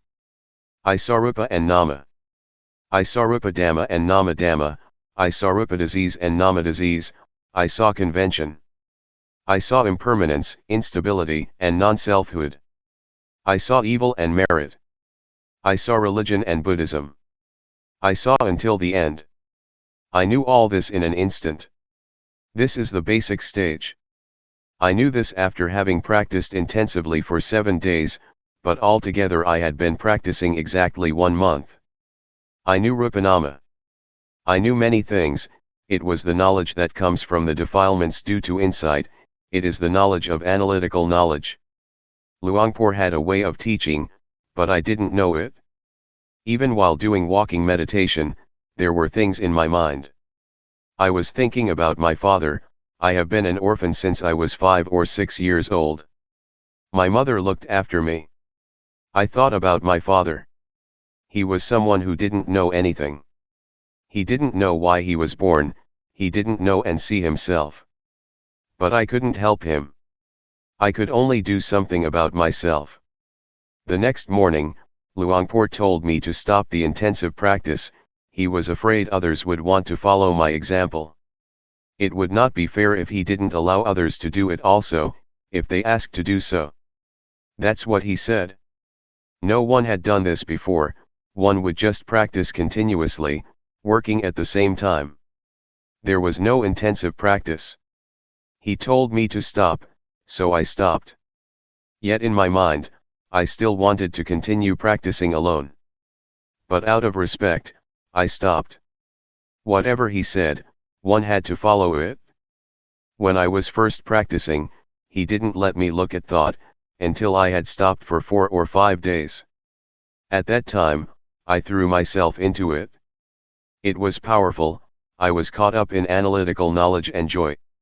I was bold, I wanted to be alone. I was not afraid to have a Dhamma discussion with anyone, no matter how many degrees he might have. I knew the matter of materiality mentality well.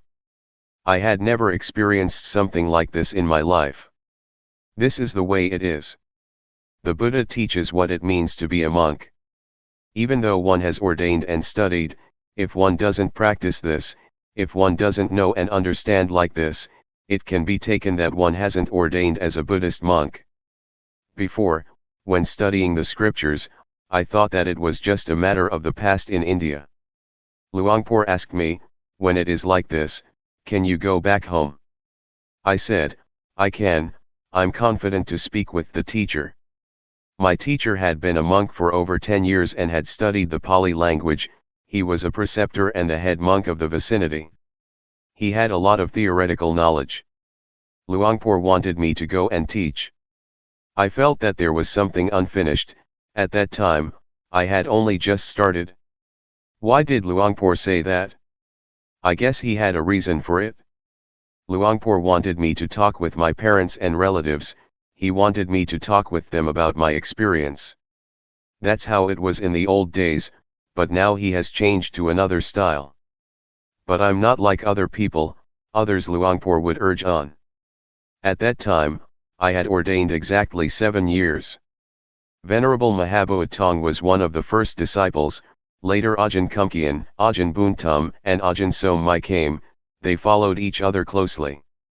After this, Luangpor had me look at thought.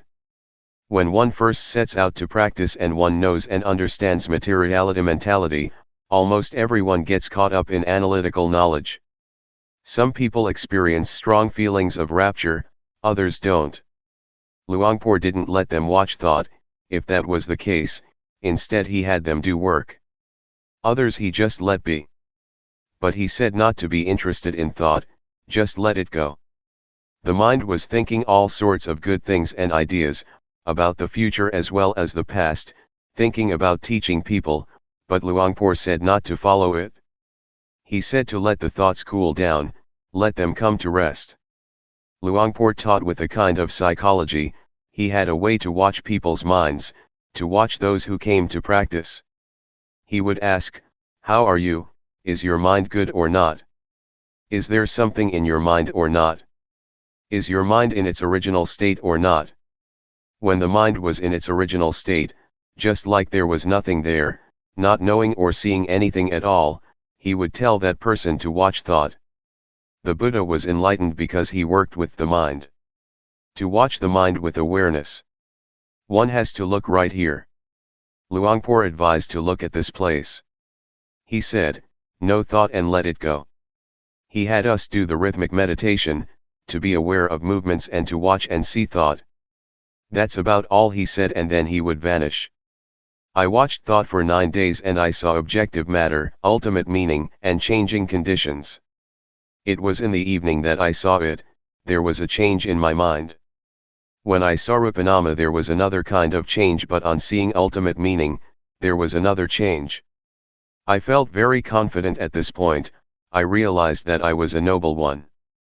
Being a noble one is to be found right here, it is not to do with shaving the head or wearing brown robes. I saw that it was right here. Luangpor taught whoever came to practice to look at the mind, to watch the various thoughts. When there is a change in the mind, everyone should know and see it. This was his method of teaching. He would ask the practitioners what they saw and understood. We would inform him that we knew or understood ultimate meaning or whatever it was. Formerly, I understood that in order to be a monk, a noble one had to shave the head, wear brown robes and stay at a monastery, but now, I understood that anyone can be a noble one, women as well as men, one can wear clothes of whatever color, one can have any nationality, speak whatever language or uphold any religion. This was not yet clear when I knew Rupanama. I understood it but not yet clearly, but on seeing ultimate meaning, awareness was more clear and I saw things that were more refined. I looked at thought until I understood ultimate meaning and various other things. Luangpor advised me to watch thought and to cross over to ultimate meaning. Another change took place. I saw greed, hatred, and delusion, and after that there were more changes, I understood and saw in stages. I understood sickness and death, heaven and hell, evil and merit. But I didn't know in the same way that Luangpor knew. Luangpor knew in stages, but my understanding was different. It wasn't long before the mind changed a third time, and it changed completely. I saw greed, hatred, and delusion at the same time as objective matter, ultimate meaning and changing conditions. After that there were insights continuously, I saw virtue, I saw sensuality, etc., until I knew everything. I understood what the Buddha taught. I practiced alone and didn't talk with anyone. One day, Luangpor gave a talk. He spoke all the way from the beginning of practice. I listened to what he said. I thought, hey, that's exactly what I've experienced and seen. When the talk was over, I went over to talk with him. We just talked very briefly. Since that day, for me, whatever someone may say or teach, I am completely confident that the method that I practiced with Luangpor, the method that Luangpor teaches, is a shortcut, is a straight way of practice, is a method that has nothing to do with ceremonies and rituals. The paths, fruits and nibbana, that we are doubting about, that we're searching for, that we're trying to attain, have nothing to do with studying. One can study or not study. It is another thing altogether. I really am confident about it. Counting from the day that I started to practice by myself, about 1 month and 20 days had passed, from the outer bark to the heartwood. On the last day, I sat doing the rhythmic meditation. I mostly sat, I walked less. It was as if I came to an end, as if I was finished. But awareness was still good, I still felt everything clearly. I was thinking by myself, am I crazy or not? No, I'm not. The eyes still see, the ears still hear, and I still know coming and going. I'm not crazy. Why is it like this? At that time, I didn't know yet. But when I knew, I realized, this is not wrong, this is really what the Buddha teaches. I went to talk with Luangpor and informed him that it was like this. He said, birth has ended, being has ended, the practice has finished. Luangpor used to say that, the Buddha cut his hair only once and that the Buddha kills people, but most of us don't understand these comparisons, we don't know what has been cut. But when I experienced it, I knew that things are like this. When I talked with Luangpor, we didn't talk very long. When I knew, he just let me go. During the last stage that I was watching thought, I looked at my mind changing continuously, in periods, in stages. But there must be an object to know. If one knows without an object to know, if one knows absent-mindedly, it shows that it is not right, it is still wrong. There must be an object constantly, one has to see constantly. I completely understood about the training in virtue, the higher training in virtue, the higher training of the mind and the higher training in wisdom. I knew all of it. But I cannot speak in the same way that Luangpor did. The way he used to talk was that things have to be like this and like that, but what I saw was more like an immediate liberation. Luangpor has another style. It goes in stages. My way is different. Altogether there were 5 shifts in the mind, it happened very quickly. With the last one, I knew the state of arising passing that Luangpor used to talk about. They say, the eye sees a form, it arises and passes. One hears, it arises and passes. Something comes in contact with the body, it arises and passes. This is what's in the scriptures, anyone can say it, but this has nothing to do with the state of arising passing. It is something different. I can really guarantee this method. At this time, with Luangpor having passed away, I can insist that the principles of the method that Luangpor teaches are right. If one really practices, one will get results, regardless of who it is. One can be ordained or not be ordained, it is not connected with having accumulated virtuous qualities in the past. It doesn't depend on anything. This is something different altogether. That's the way it is. Practicing intensively in order to be aware, these are just words. One keeps to oneself, one doesn't talk with anyone, one is alone in one's hut. Practicing awareness will become more continuous. This is external practice that people can see, but if the internal awareness is continuous, then, even though one doesn't stay alone, it is also intensive practice. But it is difficult, it is not easy to be constantly aware all the time. But if one can do it, it is intensive practice. Some people can do it without difficulty, wherever one may be. Among 100 people, there may be 1 or 10 who can do it like that. At first, it is quite hard though, one cannot yet catch the awareness, and there are a lot of thoughts. Awareness can't stand up to the thinking, there is only little awareness. But when practicing for a long period of time, the awareness gradually increases. But at first, one sometimes feels disheartened, awareness arises with difficulty. When I first practiced with Luangpor, I sometimes did some walking outside the hut, but, later, when I practiced intensively by myself, I mostly was inside the hut and didn't go outside. I used the posture of sitting more than the posture of walking. One day, as I was sitting, practicing awareness, making movements in the sitting position, for one moment it was just as if things happened very fast. It was as though it happened in a flash, like a flash of lightning. To use Luangpor's expression, it was like a blink of the eye or a snap of the fingers. At that time, it was as if there was something heavy and I threw it off. I felt light. I knew I was light because I had never experienced this before. I felt that something was different. But there was awareness. It didn't go anywhere. I knew that there was lightness. Awareness was stable all the way through, even while being asleep, I knew. When awareness is perfected, dreams during sleep will become less or they might stop altogether. Ordinarily we think a lot, but when we develop awareness, thought becomes less and less. In the scriptures, it is said that noble ones, or those with awareness and wisdom, don't dream. This is talking according to the books. In the daytime we think and at night we dream. One knows one is dreaming, it is similar to thinking. One knows, sees, and understands it, and so one knows at the time that one is dreaming. Developing awareness through making movements with the hands, if we find that it is not convenient to do so, we can be aware of other movements such as blinking the eyes, breathing, or whatever. Awareness can be practiced in many ways, it is universal, it can be applied to our duties and our work. But what is important is to know at that moment, knowing within oneself. We make a movement or we take hold of something. Know what you are doing. There must be one point or other to know. Without having a focus somewhere, we can't catch awareness. The knowing is the most important.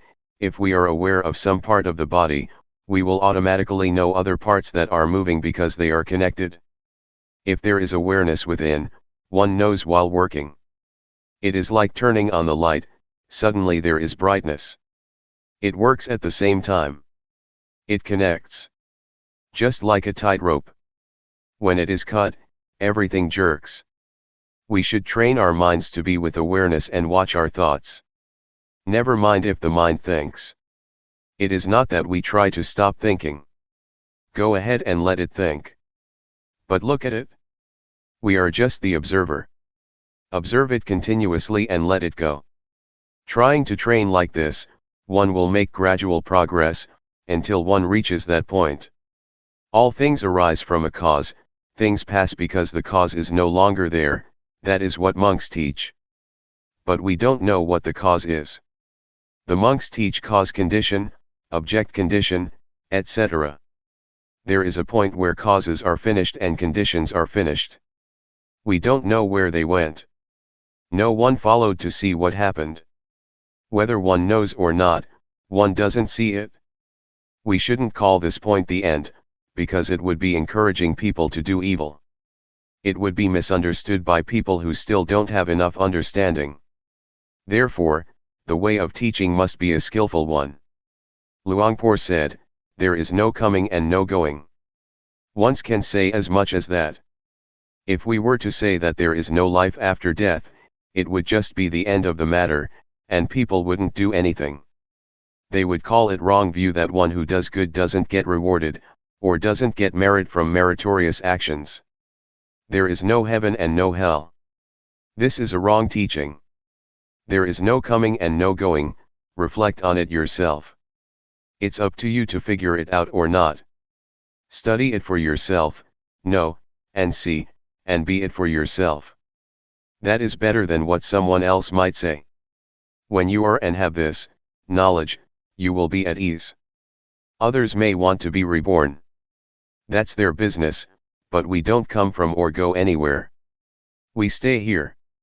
In reality, if we understood what the end of life really is, we would be at ease. Everything would be done easily and in comfort. But as it is, we don't understand, so we act out of not understanding, we act in an ignorant way. To act with knowledge is different. There are people who know, but people who don't know still don't know, even when they practice. They are not sure and not confident. But for someone who knows, whatever happens, he or she is sure, whether one practices or not, one is confident. Because one knows. One can practice or not, it really is very simple. The Buddha teaches to practice simply. When we get to that point, we see that the Buddha's teaching is very simple. It is so simple that nothing remains to be said, or there is nothing left to teach. What is there to get? There is nothing to get. Putting it simply, the Buddha teaches to stop, doesn't he? He teaches people to stop. But we don't stop. We're not willing to stop. When we stop, it will be finished, there is nothing.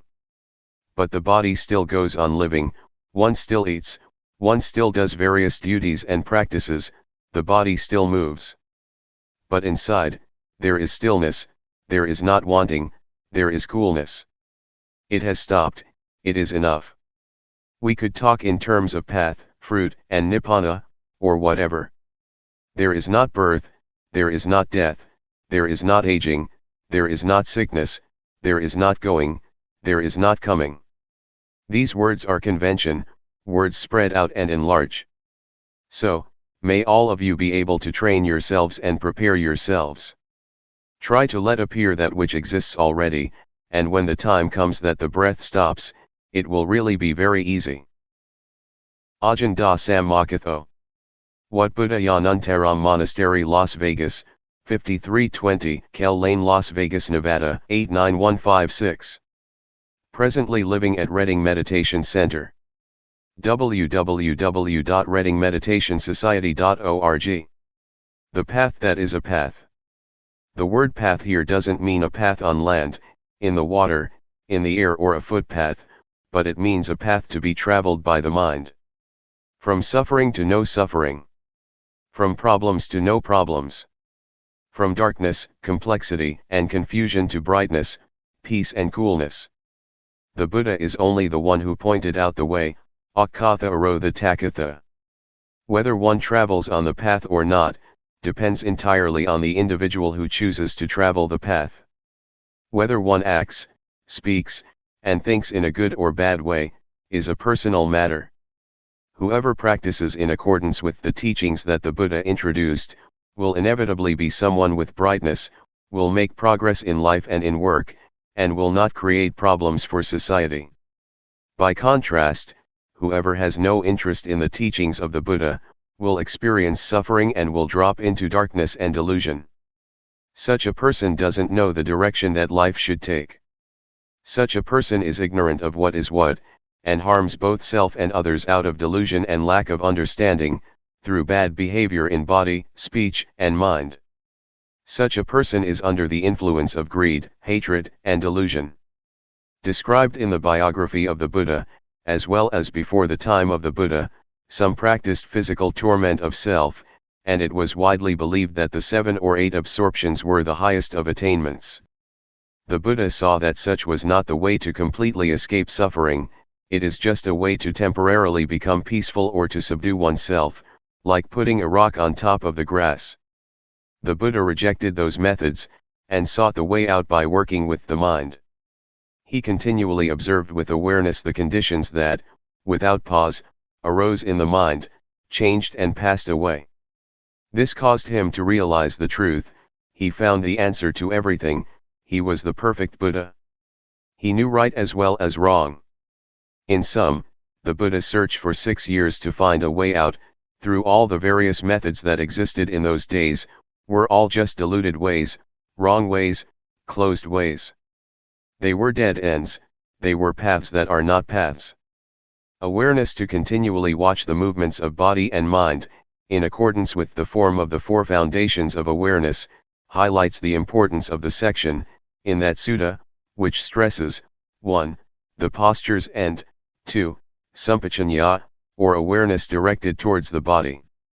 It is the means to access and come into contact with the basic objects of insight meditation, that is to say, to know rupanama, rupa doing, nama doing, rupa disease, nama disease, impermanence, instability, non-selfhood, convention, religion, evil, and merit. This is the initial stage for the practitioner. To know and experience these phenomena is to enter the highway of the Dhamma, and at the same time it is an arrow that points to the final destination, the end of the end, or the end of suffering, which is the highest goal of life. When we have reached it, we will have answers to everything. When knowing and seeing the truth, according to the way things are in reality, the mind begins to change from one thing to another, through the power of ultimate truth. Previous behavior and tendencies get reformed, and, at the same time, that which is really true in life becomes manifest. One loses one's naive beliefs about, for example, ghosts and angels, lucky omens, heaven and hell. One starts a new life, right there, at that point. Just that little bit of awareness is the vehicle that leads life to the end of all suffering. When life reaches the end of the end, it is as if one lives in a new world. It is a world of spiritual freedom, safe from spiritual suffering. It is a safe and peaceful realm. Life has come in touch with the highest truth in Buddhism, will be established in the now, and it will be very simple. It will be light, comfortable, and without worry or doubt. There will be no danger. I can guarantee that one who has come to the stage of ultimate meaning will definitely not lose his or her way. He or she will have nothing to do with ghosts, angels, auspicious timing, sacred things, hell, heaven, death, rebirth, and so forth. This is because one who practices the Dhamma by developing awareness in this fashion, must know and contact objects all the time. That person must review the stages of practice, and investigate what one knows, what one is watching, where and how. All of this one knows instantly. It is said that the truth will not leave someone who is real, and, in the same way, someone who is real will not discard the truth. The secret of changing the states of mind. Take this little feeling, this awareness, as the starting point. Know when a thought pops up in the mind. Just know indifferently, know it, and let it pass. There is not need to pull the mind back, and do not let the thought pull you away. Awareness does its duty of watching by itself. When awareness keeps a close and careful watch, the observer and the observed are separated things, and one doesn't get entangled in thought. There will only be pure awareness in the present. At the moment that there is not greed, hatred, or delusion mixed up with the feeling, one will automatically know from deep within the mind that, a change in the mind has clearly taken place. And in the end of the end, that small awareness will have become, a hidden power, in each and every posture. We know Luangpor Teean from meeting and talking with him, from reading his books, from what others have said about him and from practicing. But I know him as the one who gave me a new life.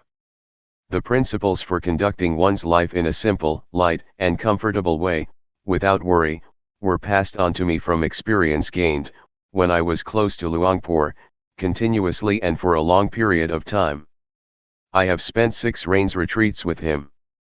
I used to think, in those days, that I would stick with him forever. To get a new life is like reliving life anew, or one could say that it is dying and being born again. Dying before death, being born again, my being born in the Dhamma, approaches now its 15th year. At present, life is in its teenage stage in the Dhamma. I'm not much attached to places or people. I feel that my experiences of life are very little. It's not yet enough, but as far as practice goes, it is sufficient. I know what to do, and I don't suffer. Let me go back a bit.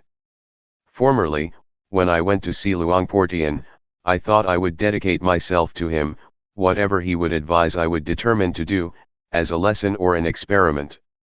I determined this because, I had strong determination and an aspiration to prove myself according to his principles, and I was confident that this way that I had chosen was the last way out. With such determination, opposing views, opinions, and thoughts were erased altogether. I had no doubts, I had no problem at all. When I started to practice with determination, fully and continuously, by being aware of standing, sitting, walking, lying down, bending, stretching, moving, blinking, breathing, swallowing saliva, leaning to the right and the left, raising and lowering the head, eating, drinking, going to the toilet, dressing, and so forth. For 3 days, I was aware and completely awake. Awareness was purely in the present, there was no past or future. Materiality and mentality appeared clearly and cut off doubt. I saw Rupa as Rupa, and Nama as Nama. On seeing it, doubts disappeared. I won't talk about my personal knowledge, but I'll say something directly about the principles, that are the technique of practice. To practice intensively, alone in one's room, is a wonderful opportunity for someone who is seeking a way out for oneself, and it presents an opportunity, for those who are keen on this way of practice, for those who are real, and for those who are genuinely determined, and who practice sincerely, to really prove the style of practice. One can choose this solitary practice for either 7 days, 15 days, 3 months, 1 year, or 3 years. Those who volunteer to practice can choose according to what is suitable for oneself. One should stay alone and keep silent in one's hut or whatever place it may be. A monk or teacher would advise one in developing awareness and could be consulted. He or she is a friend to help the practitioner to really go for it, without having to do anything else. Just to work with the mind, to observe oneself, to be with oneself. To be determined to just watch over the movements of body and mind, all the time. Not to read books, not to receive or write letters, to be cut off from the external world temporarily, just for the time that one is practicing intensively.